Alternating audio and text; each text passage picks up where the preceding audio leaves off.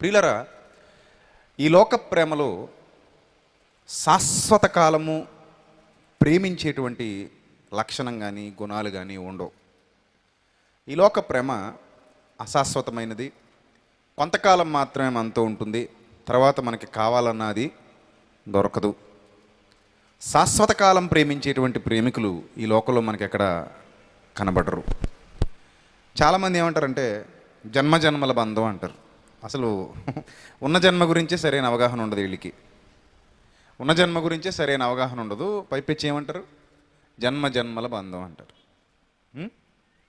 తర్వాత కొంతమంది అజ్ఞానులైతే కలిసి చనిపోతే కలిసి ఉంటాం అనుకుంటారు. సినిమాలు చూసి కలిసి చనిపోతే కలిసి ఉంటారట. ఎక్కడైనా ఉందా అసలు అలా? కలిసి చనిపోతే కలిసి ఉంటారని, కలిసి ఒకే చోటుకి వెళ్తారని ఎక్కడైనా ఉందా? ఇది సమాజంలో ఉన్నటువంటి అజ్ఞానం. ఈ అజ్ఞానంతో మనుషులు ఆ శాశ్వతమైన గొప్పదైన ప్రేమను తెలుసుకోలేకపోతున్నారు.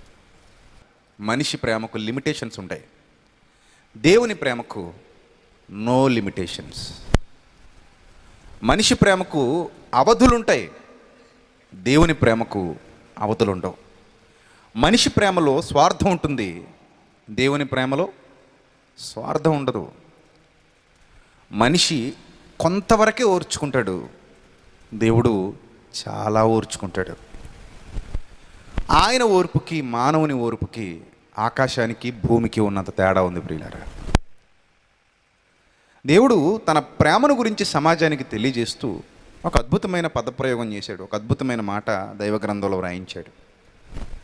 ఆ మాట ఏంటో ఒకసారి మీరు దైవ గ్రంథంలో చూడగలిగితే, సామెతల గ్రంథం 17వ అధ్యాయము, సామెతల గ్రంథం 17వ అధ్యాయము 17వ వచనాన్ని ఒకసారి చూద్దాం, అందరూ చూడాలి. నిజమైన స్నేహితుడు విడువక ప్రేమించును అన్నాడు. విడువక ప్రేమించును. నిజమైన స్నేహితుడు అంటే ఈ భూమి మీద ఎవ్వడు లేడు. ఈ భూమి మీద ఉన్న స్నేహాలలో నిజమైన స్నేహాలు లేవు. కొంత అబద్ధంతో కూడుకున్న స్నేహాలే ఉంటాయి. అంత ప్యూర్గా, అంత ప్రాణంగా, ప్రాణం ఇచ్చేసేంతగా, అంత నమ్మకత్వంతో, అంత స్థిరత్వంతో కొనసాగేటువంటి స్నేహాలు మనకి భూమి మీద కనబడకపోవచ్చు. కానీ ప్రియులారా, మీరు ఒక విషయాన్ని గమనించండి. వ్రాయబడుతున్నటువంటి సంగతులు పరిశుద్ధాత్మ ప్రేరణతో వ్రాస్తున్నటువంటి ప్రవక్త ఇక్కడ ఎవరిని చూపించాలనుకుంటున్నాడు అనేది మీకు అర్థం కావాలి. నిజమైన స్నేహితుడు విడువక ప్రేమించును. విడువక అనే పదాన్ని మీరు జాగ్రత్తగా అబ్జర్వ్ చేస్తే, ఏ టైంలోనూ విడువడు, ఎప్పుడూ విడువడు. చివరికి ఆ కింద మాటలు అంటాడు, దుర్దశ అంటే పరిస్థితి బాగాలేనటువంటి సమయం. దుర్దశలో అట్టివాడు సహోదరుడుగా ఉంటాడు అన్నాడండి. ఏమండి, మానవులందరూ దుర్దశలో ఉన్నప్పుడు మానవుని యొక్క జీవితం పాప పంకిలమైపోయినప్పుడు, మానవుని యొక్క జీవితంలో ఏ దారి కనబడని పరిస్థితి ఉన్నప్పుడు మానవుణ్ణి ప్రేమించినవాడు నిజమైన స్నేహితుడు. అసలు మీరు గమనించండి, ఈ ప్రపంచం ప్రేమను ఎప్పుడు తృణీకరించదు. మనుషుల ప్రేమని నా అంతటి నేనుగా నిన్ను ప్రేమించడానికి ఇష్టపడి నీకు కానుకలు ఇస్తుంటే, నాకున్నదంతా నీకు పెట్టుబడి పెట్టేస్తుంటే, నాకున్నదంతా నీకు ఇచ్చేస్తుంటే నువ్వు తృణీకరించవు. ఎందుకంటే వాడు నన్ను ఫ్రీగా ప్రేమిస్తున్నాడు, తనకున్నదంతా నాకు ఇచ్చేస్తున్నాడు, తనకున్నదంతా నా పేరు రాసేస్తున్నాడు, నా కోసం ఏదైనా చేసేస్తున్నాడు, కాబట్టి నాకు ఓకే, నన్ను ప్రేమించేవయ్యా, నీకు ఎంత కావాలంటే అంత ప్రేమించుకో, ఊరికే ప్రేమిస్తున్నావు, నాకు లాభం కలుగుతుంది అన్నట్టుగా మనుషులు ఉంటారు. ప్రియులారా, మీరు గమనించండి, ఈరోజు చాలామంది ఆ నిజమైన ప్రేమను స్వీకరించలేక తృణీకరించే వాళ్ళు కూడా మనకు సమాజంలో కనబడుతున్నారు. వాళ్ళే మత పిచ్చి పట్టినటువంటి మూర్ఖులు. వాళ్ళు ఆ నిజమైన ప్రేమను అర్థం చేసుకోలేకపోతున్నారు, ఆ నిజమైన ప్రేమను స్వీకరించలేకపోతున్నారు, ఆ నిజమైన ప్రేమను తృణీకరిస్తున్నారు. మాకు ఈ ప్రేమ వద్దు అని చెప్తున్నారు. ఏమండి, ఇప్పుడు కూడా మనుషులు స్వార్థపరులుగా ఒకరినొకరు ప్రేమించుకుంటారేమో కానీ దేవునిలో ఏముండదు, స్వార్థం ఉండదు. అందుకే బైబిల్ గ్రంథంలో వ్రాయబడిన ఒక అద్భుతమైన మాట, ఆయన తానే మొదట మనలను ప్రేమించెను. ఏ స్థితిలో ఉండగా ప్రేమించాడు? అవిధేయులుగా ఉండగా ప్రేమించాడు. గమనించాలి. అవిధేయులుగా ఉండగా ప్రేమించాడు. ఈ ప్రేమను గురించి వర్ణించడానికి పౌలు ఒక చమత్కారమైన సందర్భాన్ని పదప్రయోగం చేశాడు. పౌలు గారు ఏమంటాడంటే, ఆ స్త్రీ ఎలా ఉండాలంటే చాలా అందంగా ఉండాలి, చూడముచ్చటగా ఉండాలి, చూడగానే ముక్కు కళ్ళు బాగుండాలి, ఆమె పై రూపం ఆకర్షణీయంగా ఉండాలి. అప్పుడే ఈ పురుషుడు ఆ స్త్రీని ఏం చేస్తాడని తెలుసుకున్న రాత్రి ప్రేమిస్తాడు, యాకోబు రాహేలును ప్రేమించినట్టు. ఒకవేళ పై రూపం వీడి కళ్ళకి అందంగా కనబడలేదనుకోండి, ఆ పై రూపం వీడికి నచ్చలేదనుకోండి, వీడు ప్రేమించడు. ఇప్పుడు ఒంటి నిండా బురద పూసుకొని వాసన కొడుతూ అసహ్యంగా ఉంటే అమ్మాయి అందంగా ఉన్నా వీడు ప్రేమించడు. అర్థమవుతుందా? అమ్మాయి ముక్కు కళ్ళు బాగున్నా, మీరు అనుకున్నట్టు తెల్లగా ఉన్నా, ఒంటి నిండా బురద పూసేసుకుని స్నానం అది లేకుండా కంపు కొడుతూ తలంతా చిందరవందరంగా ఉండిపోయి, ఏమండి చెవుల్లోనూ బురదుండి ముక్కుల్లోనూ బురదుండి మొహం అంతా బురదతోనే ఉండి వాసన దగ్గరికి వెళ్తేనే కంపు వచ్చేస్తుంది బాబోయ్, బట్టలు కూడా అసహ్యంగా ఉన్న స్థితిలో ఉన్న అమ్మాయిని ఏ పురుషుడైనా ప్రేమించి పెళ్లి చేసుకోవడానికి ఇష్టపడతాడా? మీరు చెప్పండి. ప్రేమిస్తారండి అలాంటి వాళ్ళని? ఎవరినైనా పెళ్లి చేసుకుంటారా? అంతెందుకండి, పెళ్లి చూపులు జరుగుతాయి కదా మనకి. పెళ్లి చూపులు జరిగేటప్పుడు అంట్లుతోనే అమ్మాయిని తీసుకొచ్చి కూర్చోబెట్టి చూపిస్తారా? బట్టలు ఉతికే అమ్మాయిని తీసుకొచ్చి రా నీకు పెళ్లి చూపులకు వచ్చారా, ఆ చెమటతోనే వచ్చాయి, ఆ పాత బట్టలతోనే వచ్చాయి, లేకపోతే ఆ మాసిపోయిన నైటీతోనే వచ్చి కూర్చో పెళ్లి కొడుకు చూస్తాడు. చూసి వెంటనే అట్నుంచటే వెళ్ళిపోతాడు. అట్నుంచటే ఇంక నచ్చదు. ఎందుకంటే ఒంటి నిండా ఆ చేతుల నిండా కొండలతోనే మసి ఉంది. ఆ తర్వాత ఉతికిన బట్టలు డిటర్జెంట్ అంతా కూడా మీద పడి ఉంది. ఇప్పుడంటే వాషింగ్ మిషన్లు వాడుతున్నారు అనుకోండి, కాసేపు బ్యాక్కి వెళ్ళి ఆలోచించండి. అయితే ఇల్లు బాగా దులుపుతున్నారు అనుకోండి, ఆ బూజంతా మీద పడి ఉంది, అసహ్యంగా ఉంది, చెమట పట్టేసి ఉంది, ఫేస్కి క్రీము లేదు, డ్రీమ్ ఫ్లవర్ టాకు లేదు, ఏమీ లేదు. సో ఆ సిచ్యువేషన్లో తీసుకొచ్చి చూపించారు. ఎవరికి? పెళ్లి కొడుక్కి. ఇష్టపడి పెళ్లి చేసుకుంటాడా? భలే ఉందండి అమ్మాయి, తాలిగడేస్తాను ఇప్పుడే అని అంటాడా? అస్సలు అండి. ఒకసారి పైకి కిందకి చూస్తాడు, వాళ్ళ అమ్మతో మాట్లాడతాడు, అమ్మ ఈ అమ్మాయి పిచ్చిదిలా ఉంది, వీళ్ళు నాకు అంటగట్టేద్దాం అనుకుంటున్నారు, ఇంట్లో వాళ్ళు కూడా పిచ్చోళ్ళే అనుకుంటాను. సాధారణంగా ఎవరైనా సరే పెళ్లి చూపులకు వచ్చినప్పుడు కొంచెం అందంగా చూపిస్తారు, వీళ్ళు కొంచెం తేడాగా చూపిస్తున్నారు, నాకు న్యాచురల్గా అనుకున్నా కూడా ఇలా ఎవరో కనబడరు, సో మనం పోదామమ్మా, మనకు వద్దమ్మా అంటాడు కదా. కాబట్టి ట్రై చేసి చూడండి సరదాగా, మీకు వద్దు అనుకున్న సంబంధం అయితే. ఈ సంబంధం మాకు వద్దు, ఫిక్స్ అయిపోయి అనవసరంగా ఎలా పంపించాలో తెలియట్లేదు, మాకు వద్దనేమో చెప్పలేము అనుకున్న టైం ఏదైనా మీ బ్రతుకులో వచ్చింది అనుకోండి, అలాంటప్పుడు ఇలాంటివి ట్రై చేసి చూడండి. ఇంక మీరు ఏం చెప్పక్కర్లే, వాళ్ళే వెళ్ళిపోతారు. మీరు వద్దనక్కర్లే, వాళ్ళే వద్దని చెప్పేసి వెళ్ళిపోతారు. కాబట్టి ఎవడు అలా చేయడు, అలాంటి అమ్మాయిని ఎవడు ఇష్టపడ్డు, అలా కనబడితే ఎవడు పెళ్ళికి రెడీ అవడు.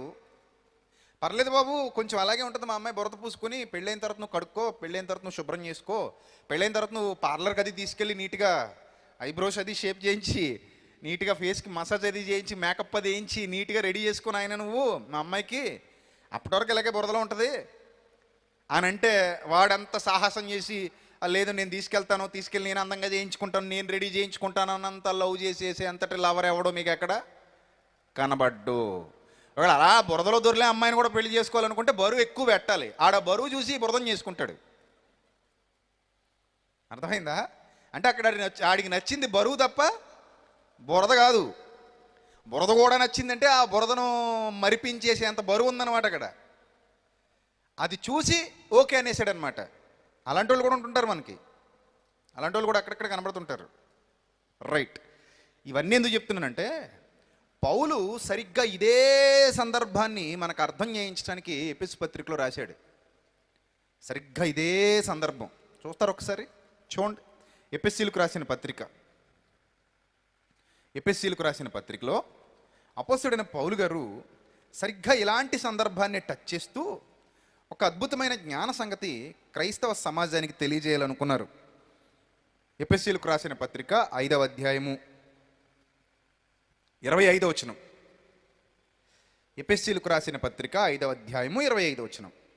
పురుషులారా, మీరును మీ భార్యలను ప్రేమించుడి, అటువలే క్రీస్తు కూడా సంఘమును ప్రేమించి అది కళంకమైనను ముడత అయినను అట్టిది మరి ఏదైనను లేక పరిశుద్ధమైనదిగాను నిర్దోషమైనదిగాను మహిమగల సంఘముగాను ఆయన తన ఎదుట దాన్ని నిలబెట్టుకోవాలని.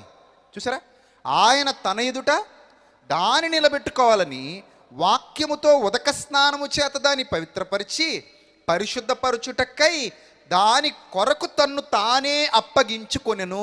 ఏ వరుడైనా ఉంటాడు ఇలాంటి వరుడు? ముడత చేత, కళంకము చేత, భయంకరమైన పరిస్థితిలో మట్టి కొట్టుకుపోయి అసహ్యంగా అపరాధముల చేత పాపముల చేత చచ్చిన వారుగా కనబడుతున్న వధువుని నేను శుభ్రం చేసుకుని పెళ్లి చేసుకుంటాను అని ప్రేమించేంతటి గొప్ప వరుడు ఈ ప్రపంచంలో ఎక్కడైనా ఉంటాడా? ఎక్కడ ఉండడు. కానీ మన వరుడు మనల్ని అలాగే స్వీకరించాడు. అవునా కాదా? మీరు చెప్పండి, అవునా కాదా? మనం ఏమైనా శుభ్రంగా వచ్చామండి యేసుక్రీస్తు దగ్గరికి? అసలు శుభ్రంగా వస్తే యేసుక్రీస్తే అవసరం లేదు. మనం శుభ్రంగా ఉంటే యేసుక్రీస్తుతో పని ఉందండి? మనమే పరిశుద్ధులమైతే, మనమే పాపము లేని వారమైతే, మనమే ఏనాడు పాపం చెయ్యని పరిశుద్ధులమైతే, ఏనాడు పాపానికి చోటివ్వని పరిశుద్ధులమైతే యేసుక్రీస్తు ప్రభువారితో పని ఉంది మనకి? ఏ పని లేదు. చూసారా, అతిక్రమముల చేత, అపరాధముల చేత, పాపముల చేత భయంకరమైన పరిస్థితిలో బురదగుంటలో పొరులాడుతూ, ఈ లోకం అనే బురదగుంటలో పొరులాడుతూ, ఈ లోకంలో ఉన్న బురద చెత్త చెదారం అంతా మన హృదయంలో వేసుకొని మనం భక్తిహీనులమై ఉండగానే రోమపత్రిక చూడండి ఎంత అద్భుతమైన మాట. 5వ అధ్యాయము, రోమపత్రిక 5వ అధ్యాయము 6వ వచనం. రోమపత్రిక 5వ అధ్యాయము 6వ వచనం జాగ్రత్తగా చూడాలి ఏమని వ్రాయబడింది అక్కడ. ఏలయనగా మనం ఇంకా బలహీనులమై ఉండగా క్రీస్తు యుక్త కాలమున భక్తిహీనుల కొరకు చనిపోయెను. ఎవరి కోసం చనిపోయాడట ప్రభు? భక్తిపరుల కోసం చనిపోయాడా? భక్తిహీనుల కోసం చనిపోయాడా? భక్తిహీనుల కొరకు చనిపోయెను. నిజమే కదండి. దేవుడు తానే మనలను మొదట ప్రేమించెను. నేను దేవుణ్ణి ప్రేమించడం వల్ల దేవుడు నన్ను ప్రేమించలేదు సుమా. మొదట దేవుడే నన్ను ప్రేమించాడు. ఆ టైంలో నేను శుభ్రంగా లేను, ఆ టైంలో నేను అందంగా లేను. దేవుడు నన్ను ప్రేమించే సమయానికి నేను నీట్గా లేను. నేను చాలా అసహ్యంగా ఉన్నాను, నేను చాలా చండాలంగా ఉన్నాను, చూడ్డానికి కూడా చాలా భయంకరంగా ఉన్నాను. అలాంటి బురదలో పొరులాడుతున్నాను. అలాంటి నీచమైన పరిస్థితిలో నేనున్న ఆ స్థితిలోనే ప్రభువు నన్ను ప్రేమించాడు. ఆ స్థితిలో నువ్వు ఉండగానే ప్రభువు నిన్ను కూడా ప్రేమించాడు. ఇట్స్ ట్రూ, ఇది నిజం. ఈ సంగతి మీ అందరికీ తెలుసు. నువ్వు ఉన్న స్థితిలోనే ప్రభువు నిన్ను ప్రేమించాడు. నువ్వెంత భయంకరమైన స్థితిలో ఉన్నావో, నువ్వెంత నీచమైన స్థితిలో ఉన్నావో, నువ్వెంత అసహ్యకరమైన స్థితిలో ఉన్నావో, ఆ స్థితిలో నువ్వు ఉండగా ప్రభువు నిన్ను ప్రేమించాడు. అలాంటి స్థితిలో మనం ఉంటే ఎవ్వరూ మనల్ని ప్రేమించడానికి పడరు. కానీ ఇక్కడ పౌలు చెబుతున్నాడు, ఆయన భక్తిహీనుల కొరకు చనిపోయెను యుక్త కాలమున. అప్పటికింకా మనం బలహీనులుగానే ఉన్నామంటాడండి. నిజమండి, అప్పటికింకా మనం ఎలా ఉన్నాం? బలహీనులుగానే ఉన్నాం. మనం బలహీనులమై ఉండగానే ప్రభు మన కొరకు చనిపోయాడు. నువ్వు ఎప్పుడు ప్రభు నీ కొరకు చనిపోయాడన్న వార్త విన్నావు? నువ్వు బలహీనురాలిగా ఉండగా విన్నావు, నువ్వు బలహీనుడిగా ఉండగా విన్నావు, నువ్వు పరిశుద్ధుడిగా ఉండగా ఆ వార్త వినలేదు. నువ్వు నీ చెవుల దగ్గరికి ఆ వార్త ఎప్పుడు వచ్చింది? నువ్వు బలహీనురాలిగా ఉన్నప్పుడు వచ్చింది, నువ్వు బలహీనుడిగా ఉన్నప్పుడు వచ్చింది, నీ పరిస్థితి బాగోలేనప్పుడు వచ్చింది. నీ పరిస్థితి బాగున్నప్పుడు రాలేదు సుమా, నీ పరిస్థితి బాగున్నప్పుడు రాలేదు. అదే చెప్తున్నాడు పౌలు. దేవుడే మొదట మనల్ని ప్రేమించాడు, మనం ఆయన్ని ప్రేమించలేదు. మనం ఆయన దగ్గరికి వెళ్ళలేదు. ఆయనే మన దగ్గరికి తన కుమారుణ్ణి పంపించాడు. మనం అడగలేదు, ప్రభువా మేము పాపులము, మా పాపములు శుద్ధి చేయుటకు పరలోకము నుండి నీ కుమారుణ్ణి పంపించు అని ఎవరైనా ప్రార్థించారండి? ఆదాం మొదలుకొని క్రీస్తు వచ్చేంత వరకు అలాంటి ప్రార్థన చేసినట్టు మీకు ఎక్కడైనా కనబడిందండి? ఎవ్వరు ప్రార్థించలేదండి. మనుషులెవరు అడగలేదు ప్రభువును పంపమని. దేవుడే ప్రేమతో ఈ లోకానికి పంపించాడు. మనుషుల్ని కాపాడుకోవాలన్న దేవుని తపన, మనుషుల్ని కాపాడుకోవాలన్న దేవుని తాపత్రయం, మనుషుల్ని రక్షించుకోవాలన్న దేవుని ఆలోచన, ఆ ఆలోచనలోని భాగమే ఈ ప్రేమ, క్రీస్తు ప్రేమ. ఆ ప్రేమ ఎంత గొప్పదో అర్థమైతే ఆ జీవితమే వేరుగా ఉంటుంది. అదే చెప్పాను మీకు, ఆ జీవితమే వేరుగా ఉంటుంది. పై పై వేషాలు ఉండవు, అక్కడ నాటకీయత ఉండదు, అబద్ధాలు ఉండవు, మోసపూరితమైన భక్తి జీవితం ఉండదు, ఒక అడుగటు ఒక అడుగిటు ఉండే జీవితం ఉండదు, కాసేపు దేవుల్లో కాసేపు లోకంలో ఉండే బ్రతుకుండదు, మనల్ని మనమే మోసం చేసుకునే స్థితి ఉండదు, అజ్ఞానంలో అంధకారంలో కొట్టుకుపోయేటువంటి పరిస్థితి ఉండదు. నిజంగా ఆ ప్రేమ మనకు అర్థమైతే ఆయన పాద సన్నిధిలోనే మన జీవితం కొనసాగుతుంది, ఆయన పాదాల చెంత మన జీవితం వర్ధిల్లుతుంది. ప్రియులారా, ఈరోజు చాలామంది జీవితాలు అలా లేవంటే వాళ్ళకి నిజమైన పశ్చాత్తాపం కానీ, నిజమైన క్రీస్తు ప్రేమ కానీ, నిజమైన ఆయన గొప్పతనం కానీ, నిజమైన ఆయన ఔన్నత్యం కానీ, నిజమైన ఆయన సన్నిధానం కానీ వీళ్ళకి దొరకలేదు, వీళ్ళకి అర్థం కాలేదు. అలా అర్థం కాని వాళ్ళే 2 సిమ్లు వేసుకుని తిరుగుతున్నారు. ఒక సిమ్ సాతాను గడిది, ఒక సిమ్ వీళ్ళది. డ్యూయల్ సిమ్ ఉంటుంది ఇలా ఫోన్లో. ఇది వాడినప్పుడు అది పనిచేయదు, అది వాడినప్పుడు ఇది పనిచేయదు అన్నమాట. ఏదో రోజు మొత్తం సెల్ ఫోన్ పేలిపోద్ది. అర్థమైందా? మామూలు ఫోన్లో వేసుకోండి 2 సిమ్లు, దేవుడి దగ్గర కుదరవు. దేవుడి దగ్గర ఉంటే ఆ సిమ్ము, లేకపోతే ఈ సిమ్ము, అంతే. ఉంటే వెచ్చగా ఉండు, లేకపోతే చల్లగా ఉండు. 2 సిమ్లు వేసుకుని తిరుగుతాను ప్రభు అంటే ఒప్పుకోడైనా. మనకు అది తెలియదు. తెలిసినా ఎందుకో మరి హృదయంలో ఉన్న మూర్ఖత్వం ఏంటో చాలామంది అంగీకరించరు. కానీ ప్రియులరా, నిజంగా ఆయన ప్రేమ అర్థమైతే, ఆయన మాటలు ఒక్కసారి హృదయాన్ని తాకితే, ఆయన స్పర్శ మనం అనుభవిస్తే, ఆయన స్పర్శ నిజంగా మనం అనుభవిస్తే, ఆ స్పర్శ విడిచి ఇక ఎన్నటికీ మనం ఉండలేం ప్రియులారా. ఆ స్పర్శ నుండి వేరై ఇక ఎన్నటికీ ఉండలేం, ఎన్నటికీ ఉండలేం. ఆ స్పర్శ తల్లి స్పర్శ కంటే, తండ్రి స్పర్శ కంటే కూడా గొప్పది. సాధారణంగా చిన్నపిల్లలు మీరు చూశారు లేదో, ఎవరైనా ఎత్తుకుంటే వెళ్ళరు, ఎవరైనా దగ్గర తీసుకుందామన్నా కూడా వాళ్ళు రారు, ఏడుస్తుంటారు. ఎందుకు ఏడుస్తారంటే ఆ తల్లి స్పర్శకు బాగా ఏమైపోయారు, వాళ్ళు కనెక్ట్ అయిపోయారు. ఎప్పుడైతే తల్లి స్పర్శకు బాగా కనెక్ట్ అయిపోతారో వాడు తల్లి గుండెల మీద పడుకోవడానికి, తల్లి ఒడిలో నిద్రపోవడానికి, తల్లి పాలు తాగుతూ తల్లి స్పర్శతో తల్లిని హత్తుకుని ఉండడానికి ఇష్టపడతాడు. ఎందుకంత అటాచ్మెంట్ వచ్చింది అంటే, తల్లి ప్రేమ వాడు గర్భంలో ఉన్నప్పటి నుంచి ఆ స్పర్శను, ఆ మాటని రుచి చూస్తూ వస్తున్నాడు. మరి క్రీస్తునందు కొత్తగా జన్మించాం కదండి మనం. క్రీస్తునందు ఎలా జన్మించాం మనం? కొత్తగా జన్మించాం. కొత్తగా జన్మించామంటే ఆ తల్లి ప్రేమ, ఆ తండ్రి ప్రేమ మనకి ఎక్కడ దొరుకుతుంది? క్రీస్తులోనే దొరుకుతుంది. క్రీస్తు మనల్ని కన్నాడండి. మనకు అర్థమవుతుంది ఆ విషయం. క్రీస్తుతో మనకున్న సంబంధం ఏంటి? క్రీస్తుతో మనకున్న అనుబంధం ఏంటి? క్రీస్తుకు నీకు ఉన్న సంబంధం ఎలాంటిది?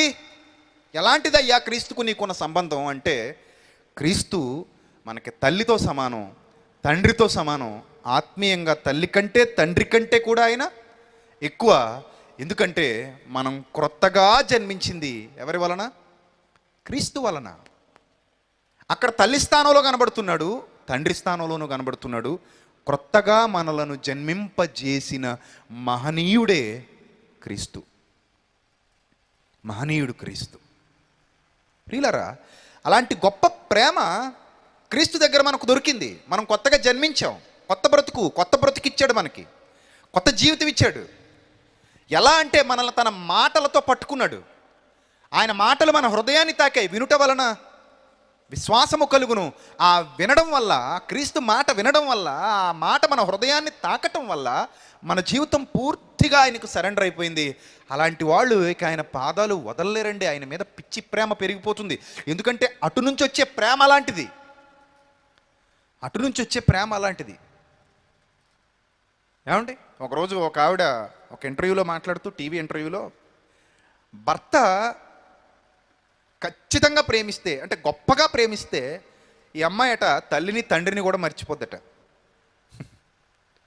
భర్త తనను అమితంగా ప్రేమిస్తే ఈ అమ్మాయికి ఎవరు గుర్తురారట? తల్లి రాదట, తండ్రి కూడా గుర్తురాడట.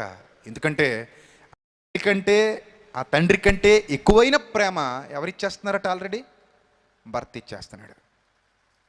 మరి పురుషుడు కూడా అంతే కదా. భార్య తనను అంతగా ప్రేమిస్తే ఇతనికి కూడా తల్లిని తండ్రిని విడిచి తన భార్యను హత్తుకొనును అన్నట్టుగా అతనికి తల్లి గుర్తు రాకపోవచ్చు, తండ్రి గుర్తు రాకపోవచ్చేమో కదా, అంత ప్రేమ నిజంగా భార్య చూపిస్తే. ఈ ఎంతకాలం ఉంటుంది ఈ ప్రేమ? మహా అయితే ఒక 20 ఏళ్ళు ఉంటుంది, 30 ఏళ్ళు ఉంటుంది. కానీ ప్రభు ప్రేమ శాశ్వత కాలం ఉంటుంది. ఈ శాశ్వత కాలం ఉండే ప్రేమ టచ్ అయితే అక్కడ భర్త కనబడ్డు, భార్య కనబడదు, తల్లి కనబడరు, తండ్రి కనబడరు, పిల్లలు కనబడరు, ఎవ్వరు కనబడరు. ఆ ప్రేమ అంత ఉన్నతమైనది. దాని పొడవు, లోతు, ఎత్తు, వెడల్పు ఎంతో మీరు గ్రహించున్నట్లు అంటాడు పౌలు. అందుకే ఆ ప్రేమను గురించి వర్ణిస్తూ ఏమంటున్నాడు చూడండి ఒకసారి. ఆ మాట కూడా చూడండి. ఎఫెసీయులకు రాసిన పత్రిక, ఎఫెసీయులకు రాసిన పత్రిక 3వ అధ్యాయము 18వ వచనం.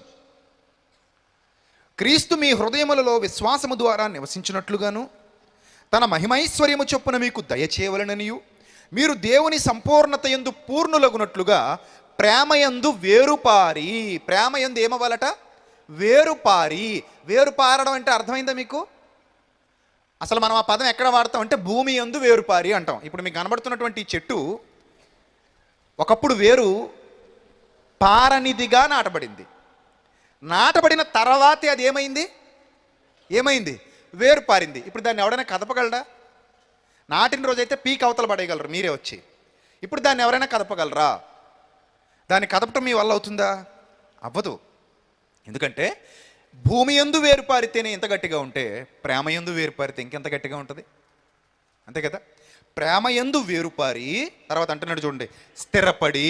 అది స్థిరపడిపోయింది కదా. ఇప్పుడు స్థిరపడిపోయిందా చెట్టు? అది స్థిరపడిపోయింది. వేరుపారి ఏమైపోయింది?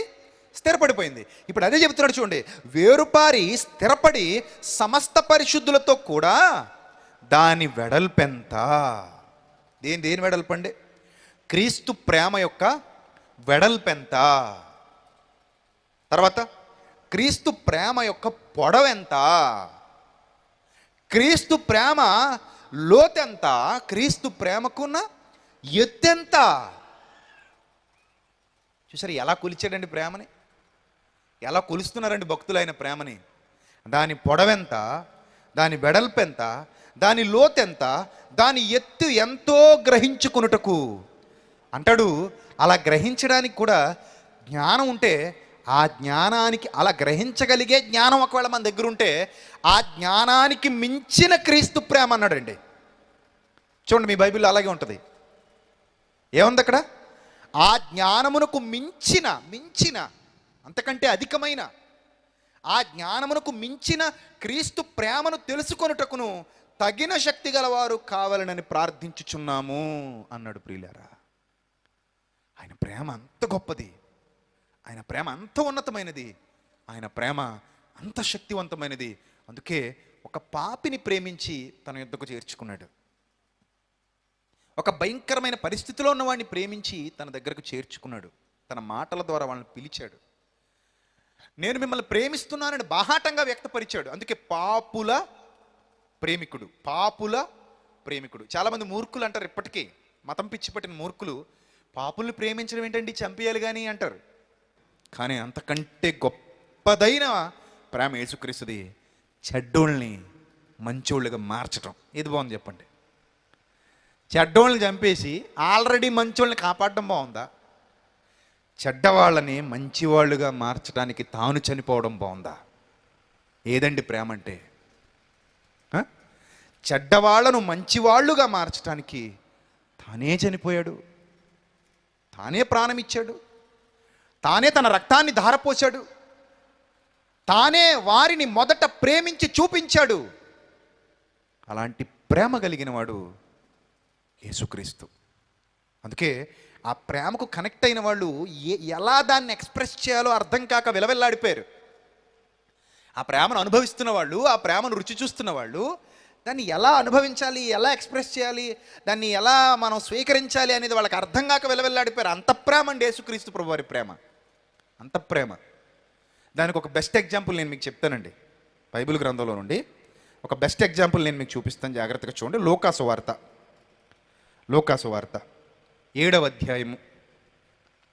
లూకాసు వార్త 7వ అధ్యాయము 36వ వచనం నుంచి జాగ్రత్తగా చూడాలి. లూకాసు వార్త 7వ అధ్యాయము 36వ వచనం నుంచి జాగ్రత్తగా చూడాలి. పరిసయ్యులలో ఒకడు తనతో కూడా భోజనం చేయవాలని ఆయన అడిగాడట. ప్రభువా, మా ఇంటికి డిన్నర్కి వస్తావా, లేకపోతే మా ఇంటికి వచ్చి భోజనం చేస్తావా అని అడిగాడు. సరే వెళ్ళారు ప్రభు. భోజనం మీద ఆశపడి కాదు, ఆయన భవిష్యజ్ఞాని కదా, భవిష్యజ్ఞాని, జరగబోయేది ఏంటో జరిగేదేంటో అన్నీ ఆయనకు ముందుగానే తెలుసు. సో అతను భోజనానికి పిలిచాడు, ఆయన వెళ్ళాడు. ఆయన పరిసయ్యుని ఇంటికి వెళ్ళి భోజన పంక్తిని కూర్చుండి ఉండగా ఆ ఊరిలో ఉన్న పాపాత్మురాలైన ఒక స్త్రీ. మీరు బాగా ఆలోచించండి, పరిశుద్ధాత్ముడే ఎలా నోట్ చేశాడంటే, ఇక్కడ పరిశుద్ధాత్ముడే ఇలాంటి మాట నోట్ చేయించాడంటే, పాపాత్మురాలైన ఒక స్త్రీ, ఆ ఊరిలో ఉన్న పాపాత్మురాలైన ఒక స్త్రీ అంటే ఎంత పబ్లిసిటీ జరిగి ఉండాలి, అంతే కదా. ఇప్పుడు స్త్రీలు ఒకవేళ చెడ్డవాళ్ళైనా కూడా ఎవరికి దొరకకుండా చెడ్డ పనులు చేసేవాళ్ళు మనకు అక్కడక్కడ కనబడుతుంటారు, అక్కడక్కడ ఉంటారు. ఎందుకంటే సమాజానికి భయపడి, లేకపోతే కుటుంబానికి జడిసి, వాళ్ళు ఒకవేళ చెడ్డ పని చేసినా కూడా, ఒకవేళ చెడ్డగా ప్రవర్తించినా కూడా, చెడ్డ ఆలోచనలు కలిగి ఉన్నా కూడా, వాళ్ళు సీక్రెట్గా చేసేవాళ్ళు, బయటికి పొక్కకుండా చేసేవాళ్ళు అక్కడక్కడ మనకు కనబడుతుంటారు. కానీ ఇక్కడ ఈ పదాన్ని మీరు జాగ్రత్తగా ఆలోచిస్తే పాపాత్మురాలైన ఒక స్త్రీ అనే పదం రాయబడింది. అంటే ఆల్రెడీ ఆమె పాపాత్మురాలన్న సంగతి ఊరంతటికి తెలుసా, తెలీదా? బాహాటంగా పాపం చేసేటువంటి పాపాత్మురాలన్నమాట. బాహాటంగా, భయం లేకుండా, భక్తి లేకుండా, దైవభీతి లేకుండా, ఎవరిని పట్టించుకోకుండా బాహాటంగా పాపం చేసేటువంటి పాపాత్మురాలు.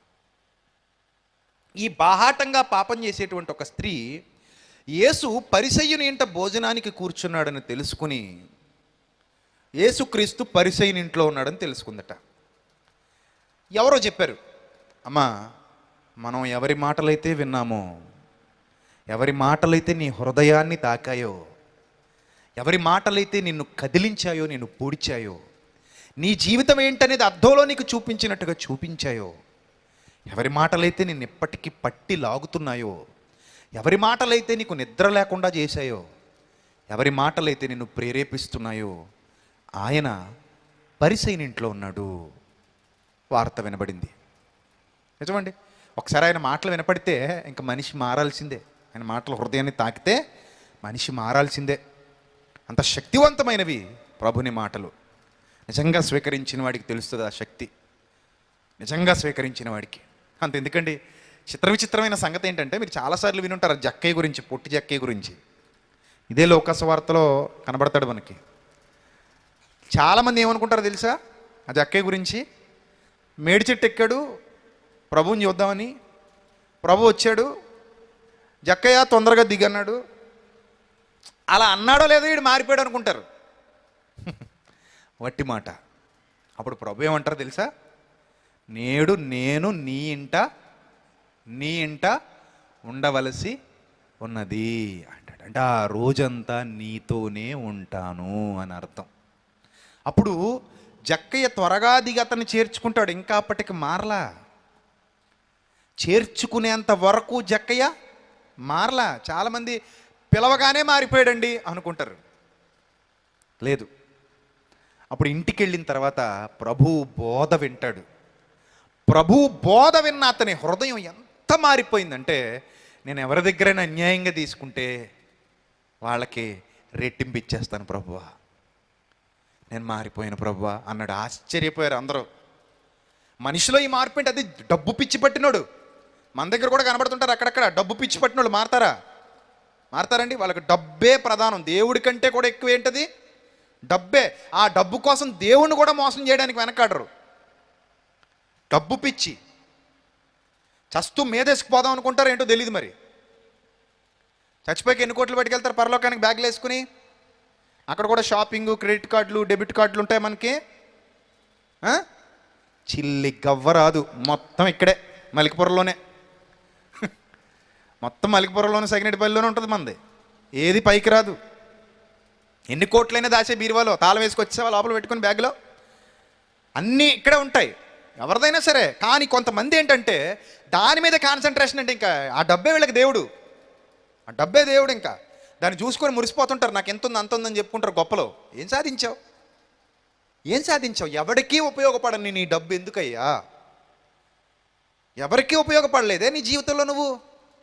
నీ వల్ల దేవునికి ఉపయోగం లేదు, నీ వల్ల సమాజానికి ఉపయోగం లేదు, నీ వల్ల ఒక భేదవాడికి ఉపయోగం లేదు, నీ వల్ల సువార్త జరగలేదు, నీ వల్ల ఏ ఉపయోగం లేదు. పరలోకంలో కూర్చుకోండి అని ప్రభువు చెప్పిన ఆ మాట వినకుండా ఇక్కడే కూర్చేసుకుని ప్రభువా నీకు టాటా గుడ్ బై అన్నావంటే ఒకరోజు ఆయన కూడా నీకు టాటా గుడ్ బై చెప్తాడు. అప్పుడు నీకు కూడా ఒక్క రూపాయి కూడా రాదు. లోకసు వార్తలో ఉన్న ధనవంతుడి కంటే గొప్పవాడివా నువ్వు? సన్నపు నార వస్త్రాలు ధరించుకుని తిరిగాడు. చివరికి పాతాళంలో యాతనబడి ఒక్క నీటి చొక్క అడుగుతున్నాడు. భూమి మీద ఉండగా బిస్లరీ బాటిల్ తెగదాగేస్తాం, అక్కడికి వెళ్ళాక చొక్క నీరు కూడా దొరకదు. అర్థమైందా? బిస్లరీ బాటిల్ కంటే డ్రింకులు అంటే బాగుంటుందేమో. కోకుందా అంటావు కదా, కోకే కోక్ ఓకేనా? అక్కడికి వెళ్ళాక కోక్ కాదు కదా, ఏముండదు. అది పరిస్థితి. ఏమంటే అలాంటి ధనవంతుడే నిజంగా ఆయన మాటలు విని ఆయన స్పర్శ తగిలింది, మారిపోయాడండి. ఆ మాటల స్పర్శ అలాంటిది. అది ప్రభు ప్రేమ. ఆ ప్రభు ప్రేమ ఆ వ్యక్తిని ఎప్పుడైతే తాకుతుందో అతడు మారిపోతాడండి, అతని జీవితం మారిపోద్ది. సో అలాగే ఈ పాపాత్మురాలైన స్త్రీని కూడా ఆయన మాటలు తాకాయి. ఎక్కడ పట్టుకున్నాయో ఆ మాటలు తెలీదు, ఏ మాట పట్టుకుందో తెలీదు, ఏ వాక్యం ఆమెను కదిలించిందో తెలీదు, ఎక్కడ ఆమె హృదయాన్ని వెలిగించిందో తెలీదు. మొత్తం మీద ఆమె ప్రభువుకు కనెక్ట్ అయింది. ఆయన మాటలకు ఆమె దగ్గరైంది. ఆయన మాటలకు ఆమె దగ్గరైన తర్వాత ఆమె ఇంకా ప్రభువుని వెతుక్కుంటూ వస్తుంది.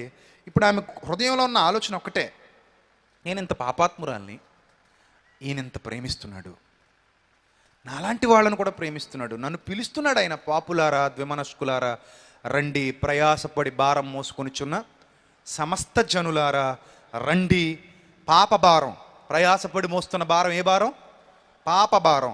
పాప భారం మోస్తున్న సమస్త జనులారా రండి, నేను మీకు విశ్రాంతి కలుగజేస్తానని ప్రభు పిలుస్తుంటే ఆ మాటల ధాటికి ఆమె ఫిదా అయిపోయింది. తన పాపాలు గుర్తొస్తున్నాయి. చీకట్లో ఎంతకాలం బ్రతుకుతాం? ఎలా బ్రతుకుతున్నాను నేను? ఈ రొచ్చి బ్రతుకుతున్నాను, ఈ బురద బ్రతుకుతున్నాను, ఈ చెత్త బ్రతుకుతున్నాను. ఇంకెంతకాలం ఈ చెత్త బ్రతుకులో నేను ఉండాలి? ఆయన మాటలు విన్న తర్వాత ఆమె హృదయం పగిలిపోయింది ప్రియులారా, పగిలిపోయింది. అలా పగిలిపోయిన తర్వాత ఆమెకు తెలియకుండానే ఆమె హృదయం మండిపోవడం ప్రారంభించింది. మండిపోతుంది. మండించేది ఏంటో తెలుసా? దేవుని మాట. నిజం. ఒక్కసారి మన హృదయంలోనికి దేవుని వాక్యం వెళ్ళిందనుకోండి, అది మనల్ని మండిస్తూనే ఉంటుంది, అది ఖాళీగా ఉండదు. నా వాక్కు, నా మాట అగ్ని వంటిది కాదా అన్నాడు. అందుకే బండను బద్దలు చేయి సుత్తె వంటిది కాదా? నా మాట అగ్ని వంటిది కాదా? ఎస్, అగ్ని వంటి ఆయన మాట హృదయంలోనికి వెళ్ళగానే ఆ బండ హృదయం బద్దలైపోయింది, ఆలోచనలో పడింది. ఒక్కసారి వెనక్కి తిరిగి తన జీవితాన్ని చూసుకుంటుంది. ఆ జీవితం నిండా పాపాలు పాపాలు పాపాలు పాపాలు. ఇదా నా జీవితం అనుకుంది. వెనక్కి తిరిగి చూసుకునేసరికి నాకే అసహ్యంగా అనిపిస్తుంది నా జీవితం. ఒక్కసారి వెనక్కి తిరిగి చూస్తుంటే నా జీవితం మీద నాకే విరక్తి కలుగుతుంది. నా జీవితం అంటే నాకే వెగటు పుడుతుంది, చిరాకు పుడుతుంది. ఎలాంటి జీవితాన్ని నేను జీవించాను అని ఆమె ఆలోచించడం ప్రారంభించింది. ఆ మాటల దాటికి. ప్రభు మాటలు చాలా శక్తివంతమైనవి ప్రియులారా. ఆ మాటలకి ఆమె అలా ఆలోచించడం ప్రారంభించింది. ప్రభు కూడా పరిసయ్యుని ఇంటికి అందుకే వచ్చారు. ఎప్పుడూ ఆయన ఆలోచన ఒక్కటేనండి, మనిషిని కాపాడాలి, మనిషిని కాపాడాలి. నీకు విషయం తెలుసా? నిన్ను కూడా ఈ సభకి నువ్వు రాకూడదు అనుకున్నా రప్పిస్తారు ఆయన. నీతో మాట్లాడాలనుకుంటే, నిన్ను మార్చాలనుకుంటే. నువ్వు వద్దనుకున్న నీకు ఈ వాక్యాన్ని వినిపిస్తారు. నిన్ను మార్చాలనుకుంటే, నువ్వు అడగకపోయినా నీ దగ్గరికి తన మాటను పంపిస్తారు. నిన్ను మార్చాలనుకుంటే. నా దగ్గరికి అలాగే పంపించారు, నీ దగ్గరికి అలాగే పంపించారు. మనమేం వెళ్ళలేదు ప్రభు దగ్గరికి, ప్రభువే మన దగ్గరికి తన మాటను పంపించారు. ప్రభువే మనల్ని ఆకర్షించారు, మన బ్రతుకును మార్చాలని. అది ఆయన ప్రేమ. మీరు కావాలంటే ఒకసారి మీ గతాన్ని తవ్వుకోండి. ప్రభువు మిమ్మల్ని స్పర్శించిన ఆ దినం మీకు గుర్తొస్తుంది. ప్రభువు మిమ్మల్ని వెలిగించిన ఆ దినం మీకు గుర్తొస్తుంది. ప్రభువు నీతో తన వాక్యం ద్వారా సూటిగా మాట్లాడిన ఆ దినం నీకు గుర్తొస్తుంది. అది ఆయన ప్రేమ. ఆయనే మొదట మనలను ప్రేమించెను, మనం కాదు ఆయన్ని ప్రేమించింది. చూసారా? సో ఇక్కడ కూడా ఆమెను ప్రేమించింది ఎవరంటే మొదట ప్రభు, లేకపోతే ప్రభు దగ్గరికి రావాలన్న తప్పన ఆమెకెందుకు కలిగింది? ఆమె ప్రభు యొక్క మాటల్ని విన్నది కాబట్టే. ప్రభు యొక్క ఆలోచన ఆమె హృదయంలోనికి వెళ్ళింది కాబట్టే ఆమె ప్రభువును వెతుక్కుంటూ వచ్చింది. వచ్చి రాగానే ఏం చేస్తుందట చూడండి. యేసు పరిసయ్యుని ఇంట భోజనమును కూర్చోడని తెలిసి ఒక బుడ్డిలో అత్తరు తీసుకుని వచ్చి ముందుకు రాలేక వెనక తట్టు ఆయన భోజనానికి కూర్చునున్నాడు.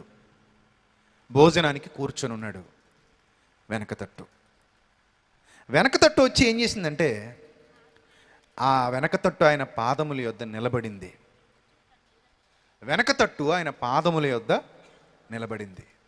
నిలబడి ఏడుస్తుంది. నీళ్లు గారుతున్నాయి. బోర్ని ఏడుస్తుంది. కన్నీళ్లు గారుతున్నాయి. ఆయన పాదాలు కన్నీళ్లతో తడిచిపోతున్నాయి. ఏమండి? ఏడుస్తూ ఆయన పాదములను కన్నీళ్లతో తడిపి తన తల వెంట్రుకలు తీసింది. ఆయన పాదాలు తుడుస్తుంది. యూదులు ఎలా కూర్చుంటారో తెలుసా? భోజనానికి కాళ్ళు వెనక్కి పెట్టుకుని కూర్చుంటారు. మనం వజ్రాసనం వేస్తాం తెలుసా? వజ్రాసనం ఎంతమంది తెలుసు? వేస్తారు అసలు? భోజనం చేసిన తర్వాత వజ్రాసనంలో కూర్చుంటారా? డాక్టర్లు చెప్తారు కూర్చోమని. అదేం చెడ్డది కాదు, అదేం యోగా కాదు. నిజంగా అలా కూర్చుంటే తొందరగా డైజెషన్ అవుతుందని వజ్రాసనంలో కూర్చోమంటారు డాక్టర్లు. కాళ్ళు వెనక్కి మడుచుకుని కూర్చోండమ్మా భోజనం చేసిన తర్వాత ఒక 5-10 నిమిషాలు అంటారు. సో యూదులు ఆ వజ్రాసనంలో ఉండే భోజనాలు చేసేవారు. బల్లలు సమానంగా ఉండేవన్నమాట, చిన్నవి. మనకులాగా ఈ పెద్ద బల్లలు కాదు. వాళ్ళు ఇలా మోకరించి కాళ్ళు వెనక్కి మడిచి కూర్చున్నప్పుడు వాళ్ళ ముందుండేటువంటి చిన్న చిన్న బల్లలు, అంటే మనం ఈ కుర్చీ సైజులో ఉంటాయి కదా స్టూల్స్, చిన్నవి. అలాంటి బల్లల మీద వాళ్ళకు భోజనం సిద్ధపరచబడేది అన్నమాట. అలా వాళ్ళు భోజనం స్వీకరించేవారు. ఏమంటే ఆయన అలా కాళ్ళు వెనక్కి పెట్టుకుని, వెనక్కి వైపుకు కాళ్ళు ఇలా కూర్చున్నప్పుడు పాదాలు ఎలా వస్తాయి? పైకి వస్తాయి కదా, వస్తాయి. మనం మోకరించి ప్రార్థన చేసేటప్పుడు మన పాదాలు ఎటు చూస్తుంటాయి? మనం మోకరించి ప్రార్థన చేసేటప్పుడు పాదాలు ఎటు చూస్తుంటాయి చెప్పండి? ఏమో ఎప్పుడో చేశానండి గుర్తులేదంట. ఏమోనండి ఎప్పుడో చేశానండి చిన్నప్పుడు సండే స్కూల్లో ఉండగా. ఇప్పుడు మీరు ఇవన్నీ అడిగితే ఎలాగా మాకు గుర్తులేదు. ఆ టైపు కూడా ఉన్నారండి బాబు మన వాళ్ళు. నిజం, ఆ టైపు కూడా ఉన్నారు. మోకరించి ప్రార్థన చేసి చాలా సంవత్సరాలు అయిపోయిన వాళ్ళు ఉన్నారు. చాలా సంవత్సరాలు అంటే నేనేమో మోకాళ్ళ నొప్పుల గురించి చెప్పట్లే. పాప ముసలోళ్ళు అయిపోయారు అనుకోండి, మోకాళ్ళ నొప్పులు వస్తే వాళ్ళు ఎలాగో కూర్చోలేరు, మోకరించలేరు. వాళ్ళు కూర్చునే ప్రార్థన చేస్తారు. ఎందుకంటే వాళ్ళు మోకరించలేరు, వాళ్ళ వల్ల కాదు. ఎందుకంటే వాళ్ళు కూర్చుంటే లేవలేరు, లేస్తే కూర్చోలేరు. మోకాళ్ళ నొప్పులు. వాళ్ళు చాలామంది ముసలోళ్ళు పెద్దవాళ్ళు ఉన్నారనుకోండి, వాళ్ళ వల్ల అవ్వదు. సో వాళ్ళ గురించి నేను మాట్లాడలేదండి. పెద్దలు ఎవరైనా ఉంటే దయతో అర్థం చేసుకోవాలి. నువ్వంటే కుర్రోడు భలే చెప్తావు అంటారు మీరు. సో మిమ్మల్ని దేవుడే ఎక్స్క్యూజ్ చేసేస్తాడు. పర్లేదులే నాన్న, నీ కాళ్ళు సహకరించట్లేదు కదా, నువ్వు కూర్చొని ప్రార్థన చేయి అంటాడు. దేవుడు మీ కష్టాన్ని నష్టాన్ని ఎరిగినవాడు కదా. అలా నాకు వస్తేనే మోకాళ్ళు ఎప్పుడు నేను అనకూడదు. అలాంటి ఒప్పుకోడు. నిజంగా వచ్చేస్తే ఇప్పుడు దరిద్రం వదిలిపోద్ది. అంతే కదా మరి. లేని అబద్ధాలు ఆడితే నిజంగా వచ్చేస్తాయి కదా మరి. ఏమండి? ఈ వెనక్కి కూర్చున్నప్పుడు మన పాదాలు ఆకాశం వైపు చూస్తుంటాయి. అలా యేసుక్రీస్తు ప్రభు వారి పాదాలు వెనక్కున్నాయి. ఆయన భోజనాన్ని కూర్చున్నాడు. వెనక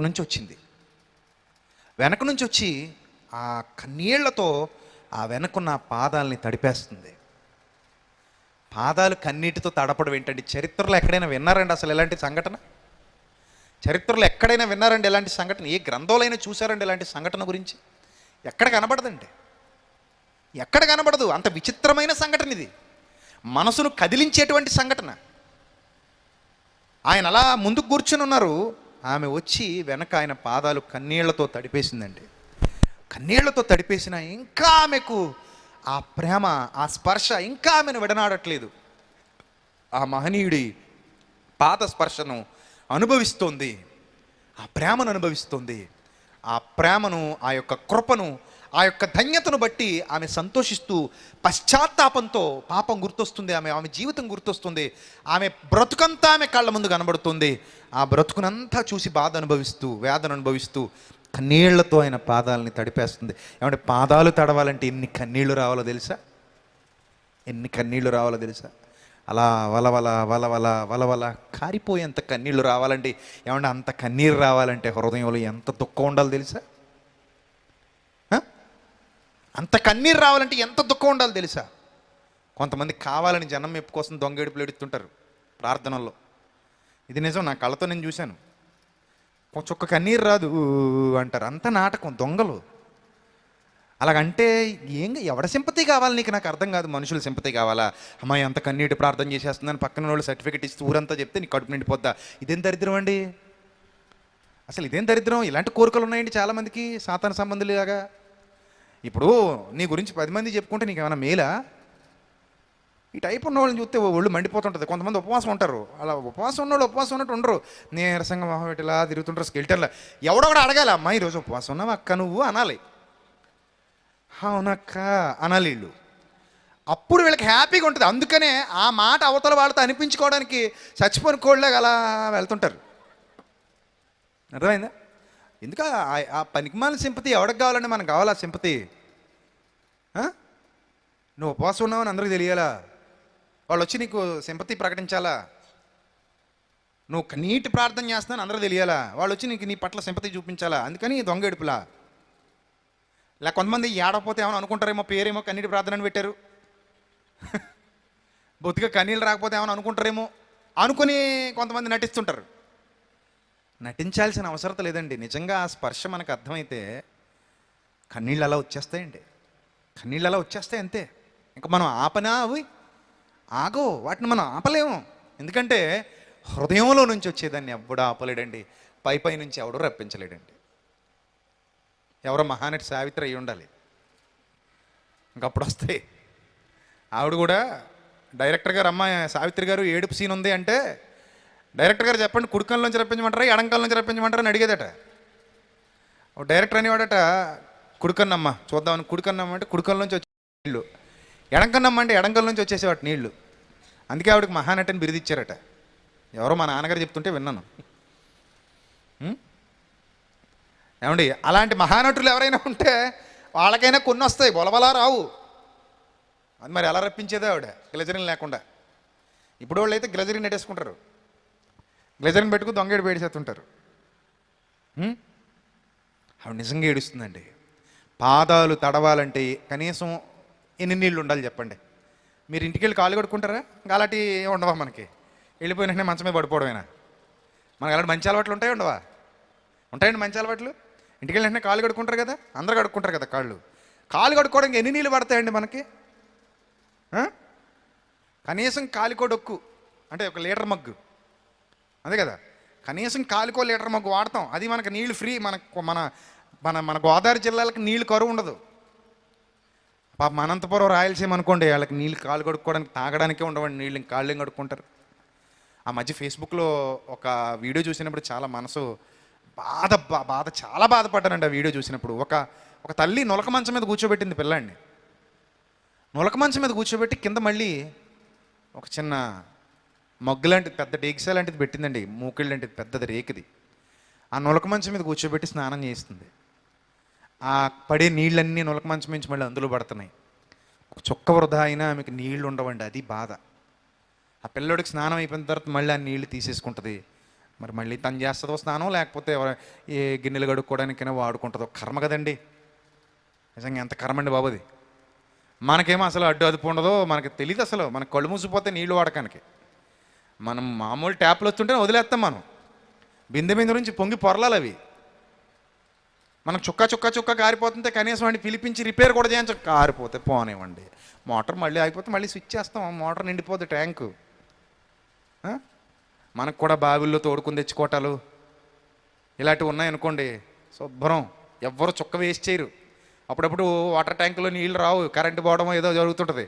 అప్పుడు ఉంటుందండి ఎండాకాలం అయితే భలే వాడతారు నీళ్ళు, అలా అనాలంతే. అప్పుడు ఉంటుంది మనకి నీళ్ళు వాడకం విలువేంటో అప్పుడు తెలుస్తుంది. పాపం ఆమె ఆ నులక మంచం మీద కూర్చోబెట్టి స్నానం చేయించి ఆ నీళ్లు మళ్ళీ భద్రపరుచుకుంటుందంటే నిజంగా ఎంత బాధలో ఉన్నారో చూడండి. కొన్ని ప్రాంతాల్లో వాళ్ళు, దేవుడు మనకు సమృద్ధిగా నీళ్ళు ఇచ్చాడు, సమృద్ధిగా ఇచ్చాడు. మన చుట్టూ గోదావరి ఉంది, మనకి ఏ ఇబ్బంది లేదు, మనకి జలం ఉంది భూమిలో. మనకి మనకు ప్రాబ్లం ఏం లేదండి. మన తూర్పు పశ్చిమ గోదావరి జిల్లాలో నీటి ఎద్దడి సాధారణంగా ఉండదండి. ఎండాకాలం, పచ్చి ఎండాకాలంలో కూడా మనకు సమృద్ధిగా నీళ్ళు ఇచ్చాడండి దేవుడు. దేవుని మహాకృప. ఈ ప్రాంతం మీద ఆయన కృప ఉందన్నమాట, ఆయన దయ ఉంది. కొన్ని ప్రాంతాల్లో అయితే అసలు నీళ్ళే ఉండవు. మరి అలాంటిది ఇప్పుడు ఆయన కాళ్ళు గడగాలంటే కనీసం 2 లీటర్లు నీళ్ళు పడతాయండి. తక్కువ అంటే 1 లీటర్ అనే పడతాయి కదా. తక్కువ అంటే లీటర్ పడతాయండి. ఏమన్నా అన్ని కన్నీళ్ళు ఎలా వచ్చి ఉంటాయండి, మీరు ఆలోచించండి. ఎందుకంటే అసలు ఆయన కాలు శుభ్రం చేయటం విషయంలో ఆమె తీసుకున్న శ్రద్ధ, ఆమె చూపించేటువంటి ఆ ప్రేమ, ప్రభు పాదాల చెంతకు నా కన్నీళ్లు వెళ్ళాలి, నా కన్నీళ్లతో నేను ఆయన పాదాలు కడగాలి, ఎందుకంటే ఆయన నా పట్ల చూపించే ప్రేమకి నేను ఇంతకంటే ఏం చేయగలను, కృతజ్ఞతాభావంతో నేను ఇది చేస్తున్నాను, నేను ఇంతకంటే ఏం చేయగలననే భావన ఆమె కలిగింది. ఆమె హృదయంలో ఆ భావన కలిగింది కాబట్టే వెంటనే వెళ్ళింది. ఆ కన్నీళ్లతో ఆమె గడుగుతుంది. దానికి ముందు సంఘటన జరిగింది, అది ఇప్పుడు ప్రభు రివీల్ చేస్తారు. దానికి ముందు ఏం జరిగిందో. కన్నీళ్లతో కడిగి అక్కడతో ఊరుకోలేదండి. వెంటనే తన తల వెంట్రుకలు తుడిచింది. ఏమన్నా టవల్ తెచ్చి తొడవచ్చుగా? టవల్ తెచ్చి తొడవచ్చా? తొడవచ్చు. కానీ ఆమె హృదయంలో ఉన్న ఆలోచన ఏంటో తెలుసా? ఈయన పాదాలు తుడిస్తే నా తలతోనే తొడవాలి. తల పైట చెంగుగా ఇయ్యబడిను. బైబిల్ గ్రంథం చెబుతుంది, స్త్రీకి తల ఎలా ఇవ్వబడిందట? పైట చెంగుగా ఇయ్యబడిను. పైట చెంగు ఎంత ఇంపార్టెంటో తల కూడా అంతే ఇంపార్టెంట్. అలాంటి తలతో ఇంపార్టెంట్, తనకి ఏదైతే ఇంపార్టెంటో అది తీసుకొచ్చి ఎక్కడ పెడుతుంది? ప్రభు పాదాలు చెంత పెడుతుంది. తనకి ఏదైతే ఇంపార్టెంట్ అది తీసుకొచ్చి ప్రభు పాదాలు చెంత పెడుతుంది. నిజమండి, తలకి మన సంప్రదాయంలో కూడా, మన భారతీయ సంప్రదాయంలో కూడా చాలా విలువ ఇస్తారు. తల్లి కానీ తండ్రి కానీ చచ్చిపోయాడు అనుకోండి, వెంటనే ఏం గీస్తారు? గుండు గీస్తారు. ఎందుకు గుండు గీస్తారు అనుకుంటున్నారు? నీ తల కొట్టేసినట్టు అయిపోయిందిరా అని. మీ అమ్మ పోయింది, మీ నాన్న పోయాడంటే నీ తల కొట్టేసినట్టే. నీ కుటుంబంలో పెద్ద దిక్కు పోయింది. నీ కుటుంబంలో పెద్ద దిక్కు పోయింది కాబట్టి నువ్వేం చేసేసుకోవాలి? గుండు చేసి కూర్చోవాలి. అది నీ స్థితి ఇప్పుడు అన్నది వాళ్ళకు గుర్తు చేయించడం కోసం అది తీసేస్తుంటారు. చాలా విలువిస్తారు. ఏమండి, మనలో మనమాట ఆడవాళ్ళ జుట్టుకి ఇప్పుడు కూడా విలువే. అందుకే తల ఎంటుకలు కొంటాం అని వస్తున్నారు. ఏమండి, చాలా కాస్ట్ కదండి అది, చాలా కాస్ట్.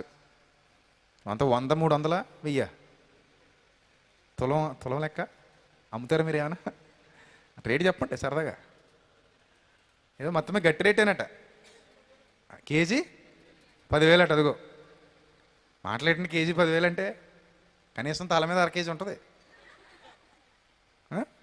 5,000 తక్కువ కాదనమాట. మీరు మీ తలకాయ 5-10,000 వస్తుంది. ఒకళ్ళది అయితే చాలా పొడవాటి చుట్టూ ఉంటుంది, వాటికి హైరైలు వాళ్ళది ఇంకెక్కువ ఉంటుంది. చాలా విలువైనదండి తల. అలాంటి విలువైన తలతో ఆమె ప్రభు పాదాలు తుడుస్తుంది. టవల్ వాడలేక కాదు, టవల్ తీసుకొని రాలేక కాదు. ఆమె తన ప్రభువుకు ఇచ్చేటువంటి గౌరవం, ఆ ప్రేమను వర్ణించడానికి ఇంకా మాటలు లేక, ఆ ప్రేమను వివరించడానికి ఆమె సామర్థ్యం సరిపోక, ఆ ప్రేమను వర్ణించి చెప్పడానికి, వివరించి మాట్లాడడానికి ఆమెకు శక్తి సరిపోక, తన హృదయంలో ద్రవించేటువంటి కన్నీటిని కళ్ళ వెంట తీసుకుని వచ్చి ఆ కన్నీళ్లతో ఏడుస్తూ ఆ పాదాలు గడిగింది. ఆ పాదాలని తన తల వెంట్రుకలతో తుడిచేసింది. తల వెంట్రుకలతో తుడిచి ఆయన పాదాలు ముద్దు పెట్టుకుంది. ఆయన పాదాలు ముద్దు పెట్టుకుని వాటికి అత్తరు పోసింది. ఆహా, ఏమి అదృష్టం అండి ఆమెది, ఏమి అదృష్టం అండి. ఎంత గొప్ప భక్తి పారవశ్యంతో నిండిపోయింది ఆమె, ఎంత గొప్ప భక్తి పారవశ్యంతో నిండిపోయింది. ఆయన్ని సేవించే ధన్యత అలా దక్కింది ఆమెకి, ఆయన్ని ఆరాధించే ధన్యత అలా దక్కింది ఆమెకి. దానికి కారణం ఆయన ఆమె పట్ల చూపించినటువంటి అమితమైన ప్రేమ. ఆ ప్రేమకు ఆమె కరిగిపోయింది, ఆ ప్రేమకు ఫిదా అయిపోయింది. అప్పుడు పరిసయుడు చూశాడట, ఆయన పిలిచిన పరిసయుడు. అది చూచి మనసులో అనుకుంటున్నాడట, మనసులో ఈయన ప్రవక్త అయిన ఎడల తన్ను ముట్టుకొనిన ఈ స్త్రీ ఎవతేయో, ఎటువంటిదో ఎరిగి ఉండును, ఇది పాపాత్మురాలు అని తనలో తాను అనుకున్నాడట. ఇతను కూడా తెలిసి ఈమె పాపాత్మురాలని. ఎలా తెలిసి ఈమె పాపాత్మురాలని? ఇతను ఏమైనా చేశాడా ఆమెతో పాపం? ఆ? ఎలా తెలిసి ఈమె పాపాత్మురాలని? ఈమె పాపాత్మురాలు, చిచి చిచి పాపాత్మురాలు ముట్టుకుంటుంటే ఎలా భరిస్తున్నాడు ఇతను? ఇలాంటి అసహ్యకరమైన వ్యక్తి వచ్చి ముట్టుకుంటుంటే ఎలా భరిస్తున్నాడు ఇతను? ఇలాంటి నీచురాలు వచ్చి పాదాలు ముద్దు పెట్టుకుంటుంది దరిద్రం, ఎలా ఎలా ఒప్పుకున్నాడు ఈయన? ఈ పరిసైడు మనసులో ఉన్న ఆలోచనలు అవి నిజమండి. లోకం ఇలాగే ఆలోచిస్తుంది. లోకం ఇలాగే ఆలోచిస్తుంది. ఎందుకు పొద్దున్న చెప్పాను కదా, లోకానికి వాళ్ళు ఎప్పుడు నీతిమంతులే, మిగిలిన వాళ్ళందరే పాపాత్ములు. వీళ్ళు మాత్రం ఎప్పుడు ఎలా కనబడతారట అద్దం ముందు నిలబడితే? నెమలిపించాల్సిన కర్త ఇసిరేచ్చానంత అందంగా కనబడతారనమాట వీళ్ళు. ఆహా, ఎంత గొప్పడు రా బాబు నువ్వు, ఎంత గొప్పదాని తల్లి నువ్వు, నీ అంత పుణ్యాత్మురాలు, నీ అంత పరిశుద్ధుడు, నీ అంత పరిశుద్ధురాలు ప్రపంచంలో ఎవరు ఉంటారని విసిరేసుకుంటుంటారు అద్దాల ముందు నిలబడి వీళ్ళు. అలా కనబడుతున్నాడు వాడికి, ఆ పరిసయుడికి. ఆమెను ఎంత కించపరుస్తున్నాడండి. ఏమంటే ఒక్క మాట ఆలోచించండి, యేసుప్రభువు లేకపోతే ఇంకా ఆవిడ దిక్కులేందే, ఇంకా ఆవిడకి రక్షణ లేనట్టే. ఆవిడని ఆదరించేవాళ్ళు ఎవరు లేనట్టే, ఆమెను దగ్గర తీసుకునేవాళ్ళు ఎవరు లేనట్టే, ఆమె గురించి పాజిటివ్గా మాట్లాడేవాళ్ళు ఎవరు లేనట్టే, ఆమెకు ప్రేమ చూపించేవాళ్ళు ఎవరు ఇంక లేనట్టే. ఇంకా ఆ జీవితం అలా ముగిసిపోవాలి అంతే. ఆ జీవితం అలా నాశనం అయిపోవాలి. ఎవరైనా సరే ఇంకా ఆమెను అసహించుకుంటూనే ఉంటారు, ఆమె మీద ఉమ్మేస్తూనే ఉంటారు. ఆమెతో కలిసి పాపాలు చేసిన దౌర్భాగ్యులు కూడా వీళ్ళేదో పరిశుద్ధుల్లాగా ఆమె ఒక్కతే పాపాత్మురాల్లాగా నిందిస్తూనే ఉంటారు. అలా నిందిస్తూనే ఆమెను చంపేస్తారండి. ఇంతేనండి సమాజం, ఇంతే సమాజం. ఏమండి, యేసు అనే ఆ మహనీయుడు లేకపోతే ఆమె జీవితం విషాదాంతమే. ఆమెను ఇంకా ఆదరించే వాళ్ళు ఎవరు లేనట్టే. ఇంకా ఆమె బ్రతుకలా చీకట్లో మగ్గిపోవాల్సిందే. ఆమె అలాగే మగ్గిపోయి ఆ పాపంలో అలాగే చచ్చిపోవాల్సిందే. ఆమెను కాపాడే నాదుడే లేడు. అలాంటి సమయంలో ఆ చీకట్లో వెలుగు రేఖ ఉదయించింది. ఆమె పాపం కడిగి వేసేటువంటి ఒక మహాశక్తిమంతుడు, దయార్ద్ర హృదయుడు ఆమెకు దొరికాడు. అది అర్థమైంది కాబట్టి ఆమె అలా చేసింది. అప్పుడు అందుకు యేసు ఎవరి మనసులో ఏముందో ఆయనకి తెలుసు కదా. ఎప్పుడెక్కడ కూర్చున్న మీ మనసులో ఏముందో, మాట్లాడుతున్న నా మనసులో ఏముందో కూడా ఆయనకి తెలుసు. ఆయన హృదయాలోచనలు, హృదయ రహస్యములు ఎరిగినవాడు.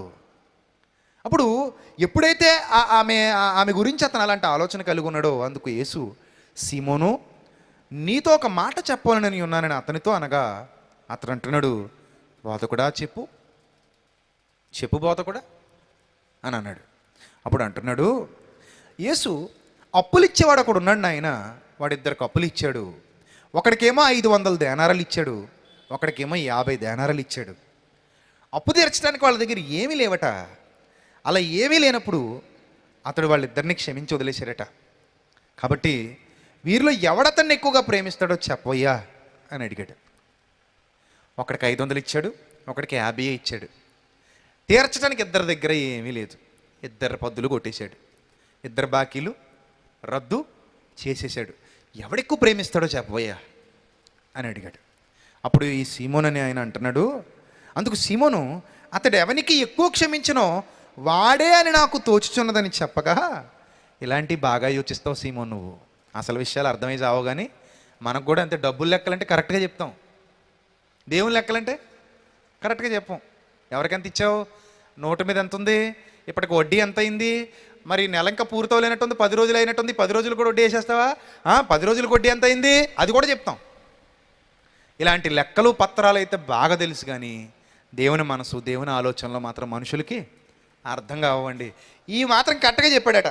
500 ప్రభువా, వీడికేమో 50 రూపాయల ప్రభువా అంటే 500 ఎక్కువ ప్రేమిస్తాడు ప్రభు, ఎందుకంటే పెద్ద పొద్దు కదా ప్రభు, మరి 500 కొట్టేసాడంటే ఆ 50 రూపాయల కంటే తక్కువే కదా అమౌంట్, 500 అంటే ఎక్కువ కదా, సో 500 పద్దు రద్దు అయినోడే ఎక్కువ ప్రేమిస్తాడు ప్రభువా. ఇది నాకు అలా యోచిస్తున్నాను నేను, నాకు అలాగ అర్థమైంది అన్నప్పుడు, నీకు అలా తోచుతుంది అని అన్నప్పుడు, ఎస్ నువ్వు సరిగా యోచిస్తావని అతనితో చెప్పి అప్పుడు తిరిగాడండి ఆ స్త్రీ వైపు. అప్పుడు తిరిగి ఆ స్త్రీ వైపు అంటున్నాడు, సీమోనుతో మాట్లాడుతున్నాడు, ఈ స్త్రీని చూస్తున్నావు కదా సీమోను, ఈ స్త్రీని చూస్తున్నావు కదా, నేను నీ ఇంటిలోనికి రాగా నువ్వు నా పాదాలకు నీళ్ళు ఇవ్వలేదు, ఎందుకంటే నీకు నా పట్ల అంత కృతజ్ఞతాభావం లేదు.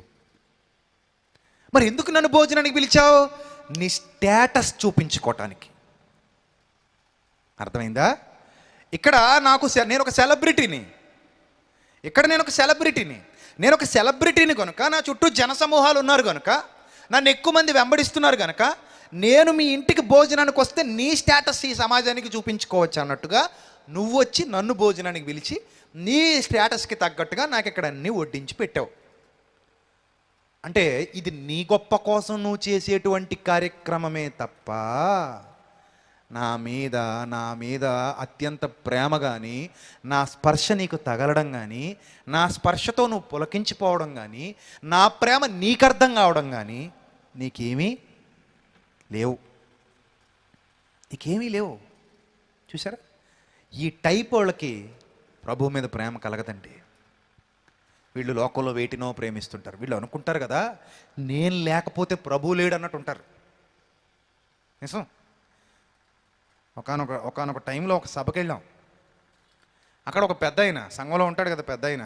ఆ పెద్ద ఆయన లాస్ట్లో ఓట్ ఆఫ్ థ్యాంక్స్ చెప్తారు కదా, మాట్లాడుతున్నాడు. అప్పుడు ఏమని మాట్లాడుతున్నాడంటే, ఈ ఏరియాలో నేను లేకపోతే ఇక్కడ సభ పెట్టించేవాడు లేడు అంటున్నాడు. ఈ ఏరియాలో నేను లేకపోతే ఇక్కడ సభ పెట్టించేవాడు లేడు, ఇక్కడ ఎవడింకా నా అంత పనోడు లేడు, నాలాగా ఎవడో చేయలేడు, నేను ఉన్నాను కాబట్టే ఇవన్నీ జరుగుతున్నాయి ఇక్కడ. సో అది మన కెపాసిటీ అన్నమాట. నాకు అనిపించింది, అసలు పైన ఆయన లేకపోతే నువ్వు ఇక్కడ ఉన్నావా చిటికన్నా?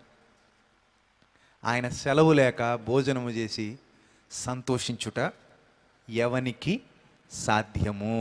గుర్తుందా నీకు ఆ మాట? గొప్పోడివా, ఇది నీ వల్ల ప్రభు బతుకుతున్నట్టు, నువ్వు లేకపోతే ప్రభువుకు పని లేనట్టు, నువ్వేదో దగ్గరుండి ఆయన పరలోకం నుంచి భూలోకానికి రప్పించినట్టు. ఇంత బిల్డప్ అవసరం అంటే మనకి? ఈరోజు ఉంటాం, రేపు పోతాం. మనం ఎంత, మన బతుకెంతండి? ఈరోజు ఇంట్లో, రేపు కాట్లో. ఇది మనిషి జీవితం. మనకెందుకండి అంత పొగరు? మనకెందుకండి అంత అహంకారం? నేను లేకపోతే అంటే, నువ్వు లేకపోతే జనం గుడ్డిపోయారా? ఆయన చేయించుకోవాలనుకుంటే ఆయన పని ఒక గాడితో చేయించుకోలే? ఆయన పని, కాకులతో చేయించుకోలే ఆయన పని, కోడితో చేయించుకోలే ఆయన పని, చేపతో చేయించుకోలే ఆయన పని. ఆయన తలుచుకుంటే మనుషులే అవసరం లేదు. ఒక అడుగు ముందుకేసి మాట్లాడుతూ అంటాడు, మేము అబ్రహాము సంతానం అని పనికి మాలిన గొప్పలు చెప్పకండే, షటాప్ అంటాడు. దేవుడికి ఇష్టమైతే ఈ రాళ్ల వలన అబ్రహాముకు పిల్లల్ని పుట్టించగలడు. అది దేవుని శక్తి అంటాడు. ఈ పరిసేయుడిది కూడా ఇలాంటి క్యారెక్టరే. భోజనానికి పిలిచాడు కదా అని ప్రభువును ప్రేమతో పిలిచాడు అనుకుంటున్నారా? నో, ప్రేమతో పిలిచిన వాడు కాడు ప్రియులరా. స్టేటస్ చూపించుకోవడానికి పిలిచాడు. అందుకే నీళ్లు కూడా ఇవ్వలేదండి. ఏమన్నా ఇంటికి వచ్చిన వాళ్ళు కాళ్ళు కడుక్కోవడానికి నీళ్ళు ఇవ్వడం అనేది సంస్కారమే కదా. నీళ్లు తెచ్చివ్వడం సంస్కారం అతిథికి. ఆ సంస్కారం కూడా లేదు నీ దగ్గర అన్నాడు. ఆ సంస్కారం కూడా లేదు నీ దగ్గర. నేను ఇంటికి వచ్చాను, కనీసం నా కాళ్ళు కడుక్కోవడానికి నువ్వు నీళ్లు కూడా ఇవ్వలేదు. కానీ ఈమె తన కన్నీళ్లతో నా పాదాలని తడిపింది, తన వెంట్రుకలతో నా కాళ్ళు తుడిచింది. కనీసం నీవు నన్ను ముద్దు పెట్టుకొనలేదు. కానీ ఆహ్వానించి ఒక్కొక్క ప్రదేశంలో ఒక్కొక్క సంప్రదాయం ఉంటుంది. మన ప్రదేశాల్లో అయితే షేక్ హ్యాండ్ ఇచ్చుకోవడం, నమస్కారం పెట్టుకోవడం. కొన్ని యువత సంప్రదాయాల్లో అయితే చేతిని ముద్దు పెట్టుకుని లోపలికి ఆహ్వానించడం. ఇలాంటి కొన్ని సంప్రదాయాలు, కొన్ని గౌరవార్థమైన సంప్రదాయాలు ప్రతి ప్రాంతంలో ఉంటాయి. ఇక పాశ్చాత్య దేశాల వల్ల అయితే ఒకళ్ళనొక్కరు ఇలా హత్తుకుని బొగ్గలు 2 తాకించుకుంటారు. ఇలా 2 బొగ్గలు అలా టచ్ అవుతాయి అన్నమాట. అది ఒక్కొక్క ఏరియాలో ఒక్కొక్క సంప్రదాయం. మనం అలాంటివి ఏం చెయ్యం. మనం మామూలుగా షేక్ హ్యాండ్ ఇచ్చుకుంటాం, లేకపోతే వందనాలు చెప్పుకుంటాం, నమస్కారం అండి అనుకుంటాం. ఆ ప్రాంతపు సంప్రదాయ ప్రకారం చేతిని తీసుకుని వాళ్ళు ముద్దు పెట్టుకుని లోపలికి ఆహ్వానించడం, ఇలాంటి సంప్రదాయాలు ఉండేవి. అది గౌరవార్థం చేసేటువంటివి. కనీసం నువ్వు నన్ను ముద్దు పెట్టుకోలేదు, కానీ నేను లోపలికి వచ్చినప్పటి నుండి ఈమె నా పాదములు ముద్దు పెట్టుకొనుట మానలేదు. ఆయన మాట్లాడుతూ ఉన్నాడు, ఇంకా ఆయన ముద్దు పెట్టుకుంటూనే ఉందండి. ఆ పాదాలు తుడుస్తుంది, కన్నీళ్ళు కారుస్తుంది, ఏడుస్తుందండి. ఆమె ఇంకా మానలేదు. అప్పుడు అంటాడు, నీవు నూనెతో నా తల అంటలేదు. అది ఇంకా గౌరవార్థం. ఎవరైనా వస్తే నూనె పోసి తల అంటడం. మనకు కూడా ఉంటాయి చూడండి, వచ్చిన వాళ్ళకి ఆడవాళ్ళు అయితే జాకెట్ ముక్కలు ఇస్తుంటారు. గౌరవార్థం ఇంట్లోకి వచ్చి వెళ్ళేప్పుడు ఒక మంచిగా ఉన్న జాకెట్ గుడ్డలు తీసుకొచ్చి ఇస్తూ ఉంటారు. ఎందుకు ఇస్తారంటే అదొక గౌరవం. పురుషులు అనుకోండి కర్చీఫ్లు ఇస్తూ ఉంటారు, అదొక గౌరవం. లేకపోతే మంచిగా టిఫిన్సో లేకపోతే ఏమైనా మంచి మంచి భోజనాలు అరేంజ్ చేసి వాళ్ళకు పెట్టి పంపిస్తూ ఉంటారు, సాగనంపుతూ ఉంటారు. ఇవి కొన్ని గౌరవాలు, లేదా గిఫ్ట్లు ఇస్తూ ఉంటారు. అలా యోధ సంప్రదాయంలో ఆ ఒలీవ నూనె కొమ్ములో నుండి కొంత చేతి మీద పోసి ఆ నూనె తలకిలా అద్దడం, ఆ నూనె తలకిలా అద్దడం, తల వెంట్రుకలకు ఆ తల మీద నూనె అంటటం, ఆ నూనెతో ఆ తల అంటటాన్ని గౌరవంగా భావించేవారు. అంటే బాగా సెలబ్రిటీలు వస్తే, ఎవరైనా గౌరవించదగిన మనుషులు వస్తే అలా నూనెతో తల అంటేవారన్నమాట. అది గౌరవార్థమైనది. అందుకే నూనెతో నా తల అంటాడు కదా, పాడుకుంటారు కదా మీరు, అంటి ఉన్నావు అని. రైట్, అలా ఆ తల అంటి పంపిస్తారనమాట. ఇది నువ్వు చేయలేదు, కానీ ఈమె నా పాదాలకు ఏం పూసింది? అత్తరు పూసింది. నువ్వేం చేయలేదు, ఈమె నా పాదాలకు అత్తరు పూసింది. ఆమె విస్తారంగా ప్రేమిస్తుంది, విస్తారంగా ప్రేమిస్తుంది. ఎందుకో తెలుసా? విస్తారమైన నా ప్రేమను ఆమె స్వీకరించింది. విస్తారమైన నా ప్రేమను ఆమె స్వీకరించింది. విస్తారమైన నా ప్రేమ ఆమెకు లభించింది కనుక ఆ ప్రేమతో పరవశత్వానికి గురైపోయినటువంటి ఆమె ఇన్నాళ్ల తన జీవితంలో ఎవ్వరూ ఆమెను అలా ప్రేమించలేదు. ఎవ్వరూ ఆమెతో నీ పాపాలు క్షమించబడ్డాయి అని చెప్పలేదు, నీ పాపాలు క్షమించాయి అని కూడా చెప్పలేదు. ఆమె అంటున్నాడు, ఆమె విస్తారముగా ప్రేమించను కనుక ఆమె యొక్క విస్తార పాపములు క్షమించబడినని నీతో నీతో చెప్తున్నాను. ఆమె పాపాలు క్షమించబడ్డాయి, అందుకు కృతజ్ఞతగా వచ్చింది. ఆల్రెడీ ఆమె పాపాలు ప్రభు ఏం చేశాడు? క్షమించాడు. దానికి కృతజ్ఞతగా, నా పాపాలు క్షమించావా ప్రభువా, నాలాంటి పాపిని కూడా నువ్వు క్షమిస్తావా ప్రభువా? ఊరంతా నన్ను అసహించుకుంటుంది ప్రభువా, నేను ఎదురుపడితేనే అది అమంగళం అనుకుని వెళ్ళిపోయే వాళ్ళు ఉన్నారు ప్రభువా, నేనంటే అందరికీ అసహ్యం ప్రభువా, నా పేరెత్తితే అందరూ ఉమ్మేసి వెళ్ళిపోతారు ప్రభువా, అంత నీచమైన బ్రతుకు ప్రభువా నాది, అంత చేదరించుకునే బ్రతుకు ప్రభువా, అంత బురదలో దొరిలే బ్రతుకు ప్రభువా, అంత అసహ్యకరమైన బ్రతుకు ప్రభువా నాది. నాలాంటి వాళ్ళను కూడా ప్రేమిస్తావా ప్రభువా? నువ్వు నాలాంటి వాళ్ళను కూడా ప్రేమిస్తావా? నాలాంటి దానికి కూడా విలువనిస్తావా? నాలాంటి అసహ్యకరమైన జీవితాలు జీవించే వాళ్ళకు కూడా నీ దగ్గర క్షమాపణ ఉందా? అంత ప్రేమ ప్రభువా నీది అని ఆ ప్రేమకు ముగ్ధురాలైపోయింది. తట్టుకోలేక కన్నీళ్లతో వచ్చి ఆయన పాదాలు గడిగేసింది. కృతజ్ఞత. ఇంకెంత చేసినా తక్కువే అనుకుందామే, ఇంత చేసినా తక్కువే, నా ప్రభువు ప్రేమ ముందు నేనేం చేసినా తక్కువే. అలా ఆయన పాదాలు కడిగేసింది. ప్రియులరా, ఆ ప్రేమ, ఆ స్పర్శ ఆమె రుచి చూసింది. ఆమె రుచి చూసింది కనుకనే ఇదిగో ఇలా ఉంది ఆమె జీవితం. రుచి చూడని పరిసేడి జీవితం ఇంకా పైనే తేలియాడుతుంది. ఆయనతో ఉన్నాను అనుకుంటున్నాడు, ఆయనతో మాట్లాడుతున్నాను అనుకుంటున్నాడు, కానీ వాడి బ్రతుకులో ప్రభు లేడండి. ప్రభు లేడు. కానీ ఈమె బ్రతుకులో ఎవరున్నారు? ప్రభు ఉన్నారు. ఆయన ప్రేమ ఉంది. నిజం ప్రియులారా, ఆయన ప్రేమ చాలా గొప్పదండి. ఆయన ప్రేమ చాలా గొప్పది. అప్పుడు అంటాడు, ఎవనికి కొంచెముగా క్షమింపబడునో వాడు కొంచెముగా ప్రేమించునని చెప్పి నీ పాపములు క్షమింపబడి ఉన్నవని ఆమెతో అనెను. అప్పుడు ఆయనతో కూడా భోజన పంక్తిని కూర్చుండన వారు పాపములు క్షమించుచున్న ఇతడెవరో అని తమలో తాము అనుకొనసాగిరి. అందుకైన నీ విశ్వాసము నిన్ను రక్షించెను, సమాధానము గల దానవై వెళ్ళమని ఆ స్త్రీతో చెప్పెను. చూసారా, ప్రభు ప్రేమకు ఆకర్షింపబడిన ఒక పాపాత్మురాలు, ప్రభు ప్రేమకు ఆకర్షింపబడిన ఒక పాపాత్మురాలు, ఆ పాపాత్మురాలి జీవితం ఎలా మారిపోయిందో చూశారు.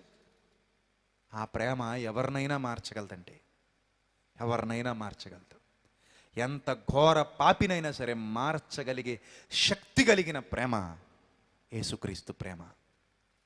శక్తి కలిగిన ప్రేమ. ఆ ప్రేమను అనుభవించిన వాడు ఆయన పాదాలు వదలలేడండి. ఎప్పటికీ వదలడు.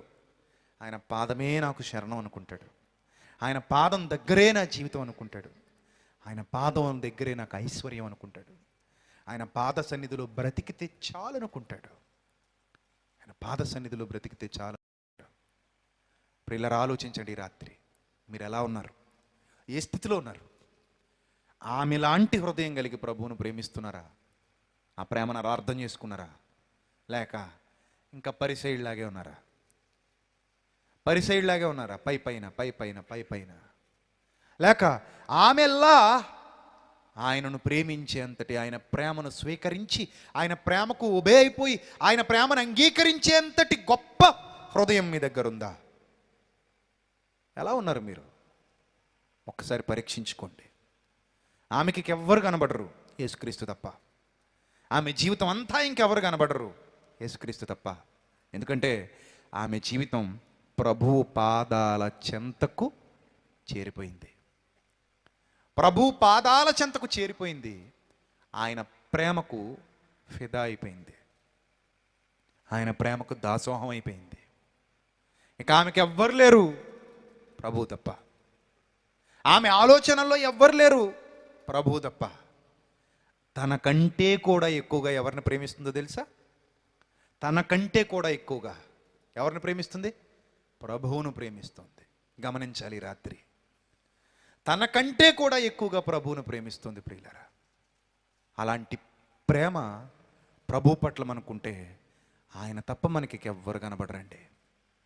ఆయన తప్ప మనకి ఎవ్వరు కనబడరు. అప్పుడప్పుడు నేను ఒక పాట పాడుకుంటానండి, అంటే ఇంకా రిలీజ్ చేయలేదు దాన్ని. నా మనసులో ఆ భావాలు కలిగినప్పుడు ఒక పాట పాడుకుంటాను. ఆ పాట ఏంటి తెలుసా? యేసు నా తల్లి, ఏసే నా తండ్రి, ఏసే నా అన్న, యేసు నాకన్నిటికంటే మిన్న. యేసు తప్ప ఇక ఈ బంధాలు, ఇంతకంటే గొప్పవైన బంధాలు, ఇంతకంటే గొప్పవైన అనుబంధాలు, ఇంతకంటే గొప్పదైన ప్రేమ నాకెక్కడ దొరకదు, ఎక్కడ దొరకదు. అలాంటి ఫలభరితమైన ప్రేమను నాకు ఇచ్చినవాడు నా యేసు.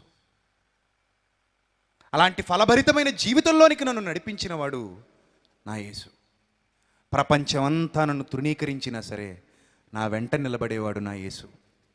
ప్రపంచమంతా నన్ను అవమానించినా సరే నన్ను దగ్గరకు తీసుకునేవాడు నా యేసు. ప్రపంచమంతా నన్ను తృణీకరించి నెట్టివేసినా సరే నన్ను తన గుండెలకు హత్తుకునేవాడు నా యేసు. ప్రపంచం నన్ను చేదరించుకున్నా, అసహించుకున్నా, త్రోసివేసిన నన్ను విడువనివాడు, ఎడబాయనివాడు నా యేసు. అందుకే నేను మిమ్మును అనాథలనుగా విడువను అన్నాడు. నేను మిమ్మల్ని అనాథలనుగా విడువను, నేను మీ వెంటే ఉంటాను, మీతో ఉంటాను, మీరు నా యందు, నేను మీ యందు. అలా ఫలించే ఫలభరితమైన జీవితాలు కావాలని ఎదురు చూస్తే ఆ ఎదురుచూపులో ఉన్న ఆనందం ఇదిగో ఇలా ఉంటుంది ప్రియులారా. ఎప్పుడు ఈ సందర్భాన్ని చదువుకున్న మనసుకు అదే అనిపిస్తుందండి. ఎప్పుడు ఈ సందర్భాన్ని చదువుకున్నా అసలు ఆ సన్నివేశం మొత్తాన్ని చూస్తుంటే ఆమెకి ఇంకెవ్వరు లేరు, నేను ఒంటరిదాన్ని, ఆ ప్రభు పాదాల చెంతే నా జీవితం అన్నట్టుగా ఆమె తనను తానే కుమ్మరించుకుంది. తన జీవితం అంతా తెచ్చి ఆయన పాదాల దగ్గర పెట్టేసింది. నాకు నీ పాదాలే శరణు అన్నంతగా ఆమె జీవితం అక్కడ కనబడుతుంది ప్రియులారా. నీ పాదాలే శరణు అన్నంతగా. ఆలోచించండి రాత్రి. ఇలాంటి మనసుంటే ప్రభు మీతోనే ఉంటాడు ఎప్పటికీ. ఆ ప్రేమను మీరు రుచి చూస్తూనే ఉంటారు ఎన్నటికీ. ఆ ప్రేమలో మీరు, మీ కుటుంబం వర్ధిల్లుతూనే ఉంటారు ఎప్పటికీ. కాబట్టి ప్రియులరా, ఆ ధన్యకరమైన ప్రేమను మీరు ఎల్లప్పుడూ అనుభవిస్తూ అనేకులకు ఆ ప్రేమను పంచేవారుగా ఉండాలని మనస్ఫూర్తిగా కోరుకుంటూ నా మాటలు ముగిస్తున్నాను. తలలు వంచండి, ప్రార్థన చేసుకుందాం. క్రీస్తునందు మమ్మల్ని అధికముగా ప్రేమించిన మా కన్న తండ్రి, సర్వకృపానిధియగు మా దేవ, సర్వోన్నతుడా, సర్వశక్తిమంతుడా, సర్వాధికారి, ఇంతవరకు మీ కుమారుని గూర్చినటువంటి నీతి సువార్త, ఆయన ప్రేమ, ఆయన యొక్క ఔన్నత్యం, ఆయన యొక్క జాలి, దయ, ఆయన మా హృదయాలను వెలిగించినటువంటి తీరు అన్నీ కూడా మీ వాక్యంలో నుండి నేర్చుకోవడానికి మాకు అవకాశం ఇచ్చారు. తండ్రి, మమ్మల్ని బలపరచండి, మీ కృపలో భద్రపరచండి. ప్రభావ ఎత్తబడిన వాక్యం మీ పిల్లల హృదయాల్లో ఫలింపచేయండి. మీ సన్నిధి కాంతిలో, మీ సన్నిధానవర్తులుగా నిలువబెట్టి నడిపించండి. ఆశ్చర్యకరమైన మీ వెలుగులో ఎల్లప్పుడూ నడవగలిగే భాగ్యాన్ని దయచేయండి. తండ్రి, ఈ ప్రపంచంలో అన్నిటికంటే గొప్పది మీ ప్రేమ. మీ కుమారుడైన క్రీస్తు మా పట్ల చూపించినటువంటి ప్రేమ. ఆ ప్రేమను మించిన ప్రేమ మాకు తల్లి దగ్గర దొరకదు.